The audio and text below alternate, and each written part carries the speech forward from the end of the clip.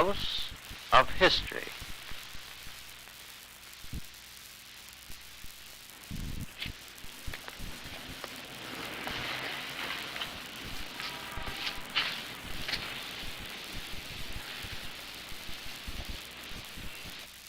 Some sort of museum or something, I bet. There's a sign by the door. Let's take a look. Okay.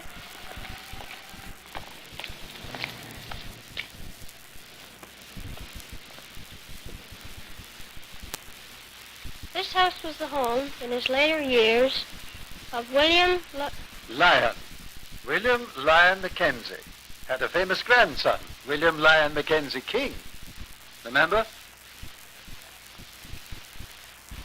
Oh, he was Prime Minister once. That's right.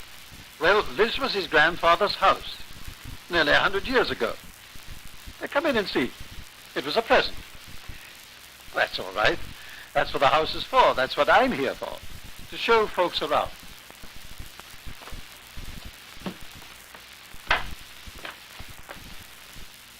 A whole lot of people thought so much of William Lyon Mackenzie, they bought him a house.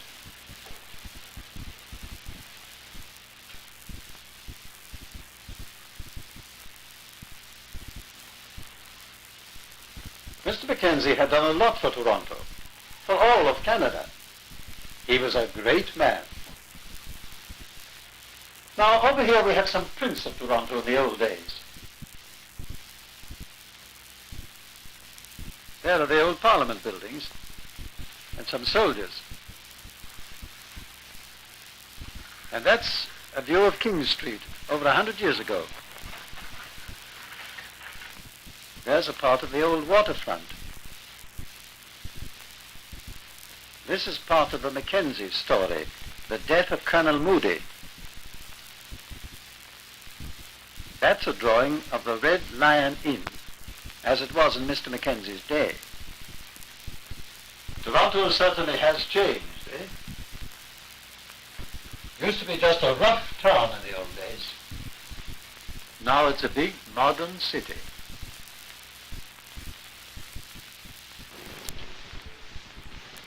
One of the biggest cities on the whole North American continent.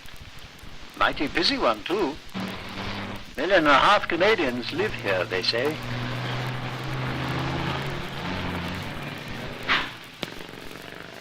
Toronto's changed a lot from the old days.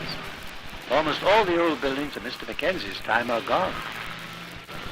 His printing shop is down on Front Street. Warehouses stand there now.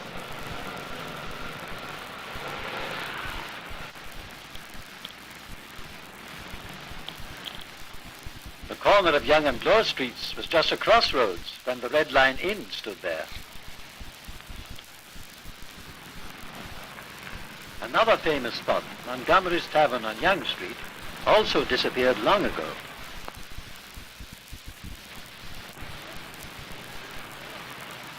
Our Parliament buildings were built long after Mr. Mackenzie's day.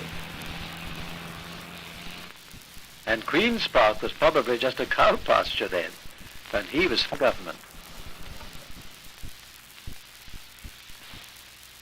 I guess you read about that in your history books, eh? Well, do you want to see some history? Right in front of you. Right here in this house. Sure, okay. Good.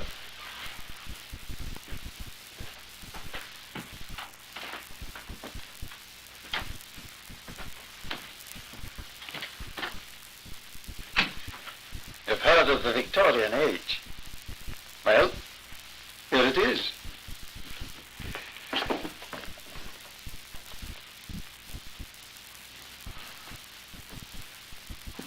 This house is kept exactly as it was when Mr. Mackenzie lived in it nearly 100 years ago. Some of the knickknacks of those days seem funny now, but people then liked very fancy sentimental ornaments in their homes. Yes, they were fond of frills in those days. Look at that old parasol. Glasses, old daguerreotype. This is called a stereopticon. You put the picture in the slot here and you look through like this. Right, have a look. See? 3 3D pictures way back even in those days. Oh, they weren't so pokey as we like to think. They had fun. Look at that old piano. I bet it could tell some tales.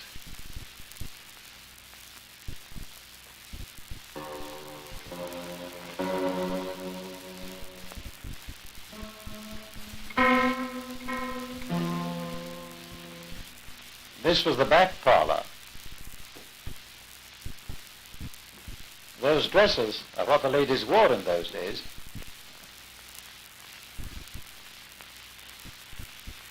And this is where Mr. Mackenzie would sit down to his dinner.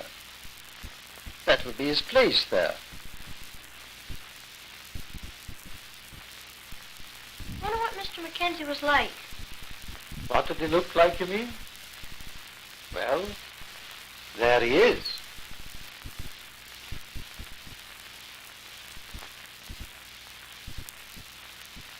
Well, what do you think of him?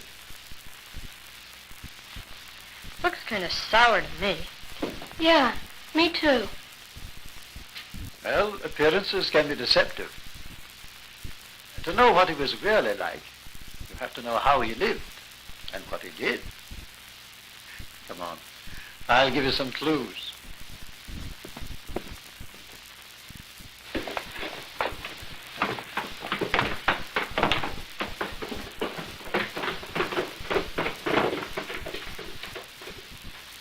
Hey, look, Jerry.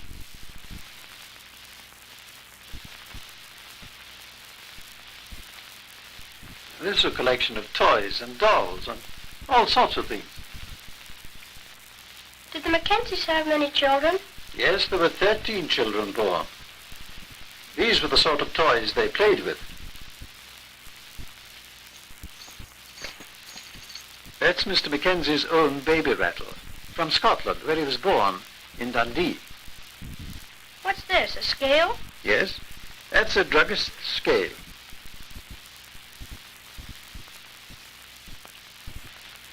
Mr. Mackenzie was a druggist, you know. Now come, see in here.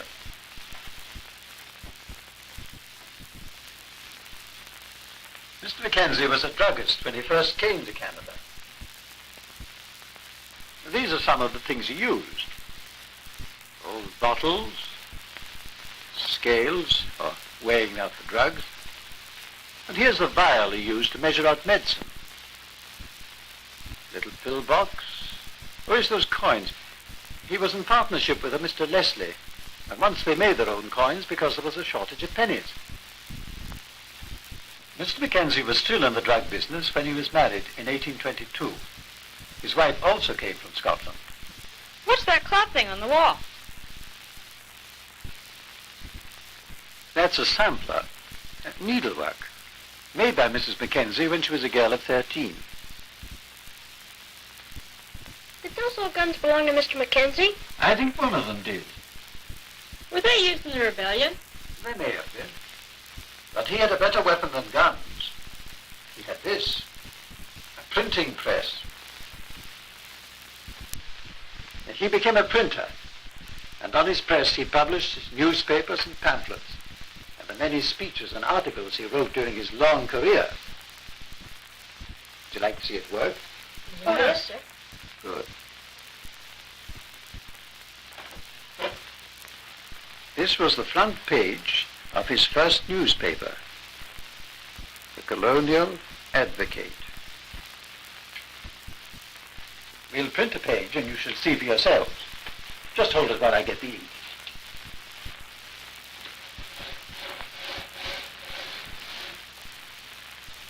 Now we run the roller across the typeface just like that. Now a sheet of white paper. Now put down the blanket.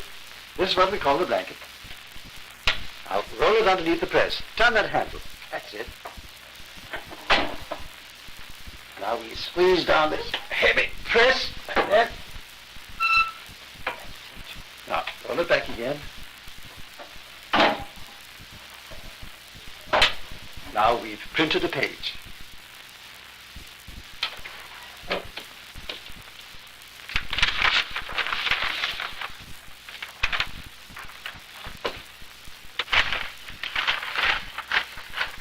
strong words in this paper. Look at that paragraph, for instance. The struggle is begun. It might end in freedom, but timidity, cowardice, or tampering on our part will only delay its close. We are determined never to rest until independence is ours. Now is the day and the hour. Will be to those who oppose us, for in God we trust. Mr. Mackenzie's opinions angered a lot of people, and they tried to destroy his printing shop. Oh, yes, they threw his press in Lake Ontario. Oh, that's not the fact. They threw a lot of the type in the lake, but they only damaged the press. Now, I call this machine a weapon. Mr. Mackenzie had another one, and it's here in the other room.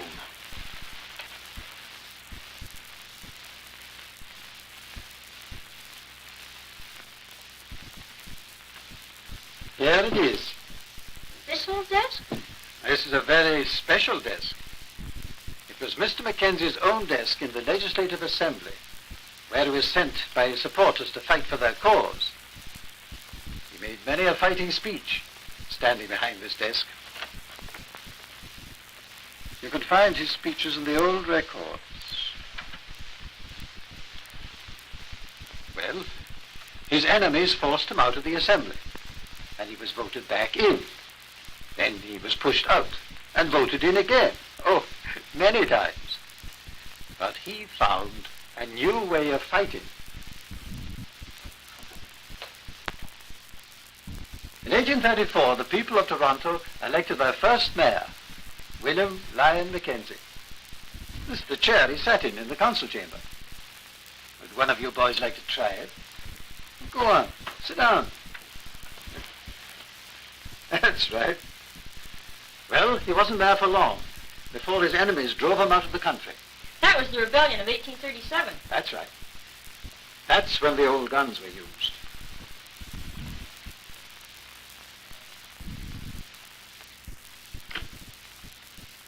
This is a rifle used in the rebellion. Those were violent times. Men were killed. Men were hung. The rebellion was crushed. Mackenzie had to run away to the States. He was treated like a criminal.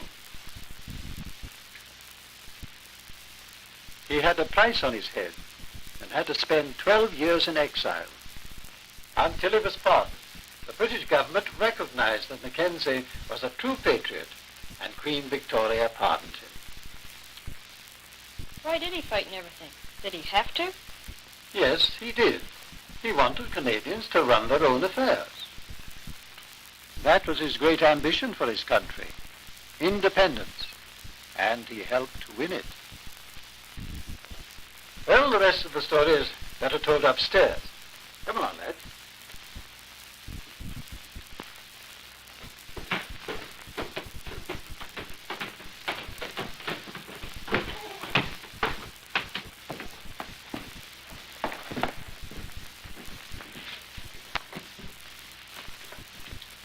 Is this a cane? Yes, Mr. Mackenzie's walking stick. And there's his hat and his coat, just as he left them. The last 2 years of his life he lived in this house which his many friends gave him. And I guess every evening he hung up his hat, put his stick in the stand,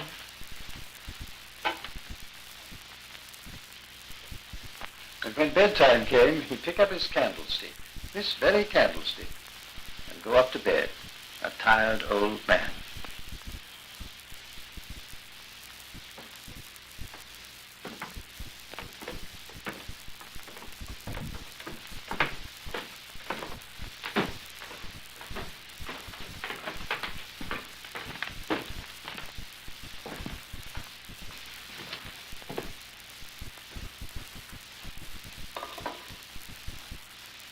This was Mr. Mackenzie's bedroom. What's this? Oh, that's a bed warmer. Bed warmer? Yes, an old-time hot water bottle. Mr. Mackenzie probably used this. How? Well, you fill the pan with hot coals in the fireplace and simply warm the bed with it. Here, I'll show you. Slipped it in between the sheets and moved it around, just like that. Made the bed nice and warm. Of course, this may have been merely for show while Mr. Mackenzie was here, like that copper kettle.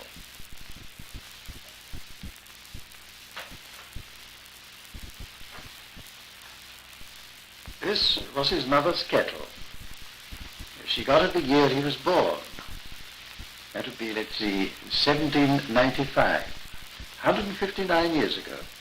Look, here's an old quill pen. Yes, that was his pen.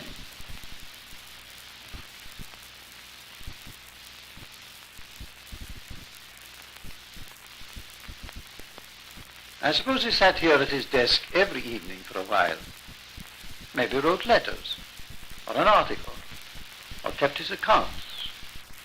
Or maybe he read, wearing his spectacles. He loved poring over his books. Or perhaps he just sat and smoked a last pipe before bedtime.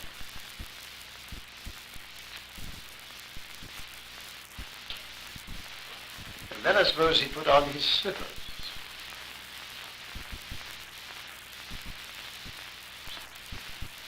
And get into his nightgown. And his nightcap. Oh, don't laugh. Houses didn't have the heat in them the way they do nowadays. A nightcap was a very useful thing then. Well, I guess you've seen all there is to see. I should like another look at that portrait. Oh, yes, sir. All right, then. Off you go downstairs.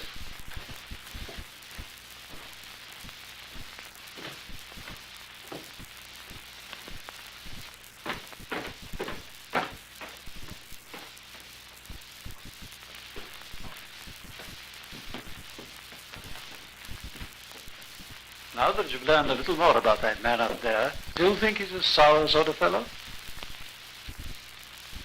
No, I guess not. No. A stern man and very determined, but not sour. No, sir. He was a very warm man, really. And he devoted his whole life to what he truly believed in. William Lyon Mackenzie was a great Canadian.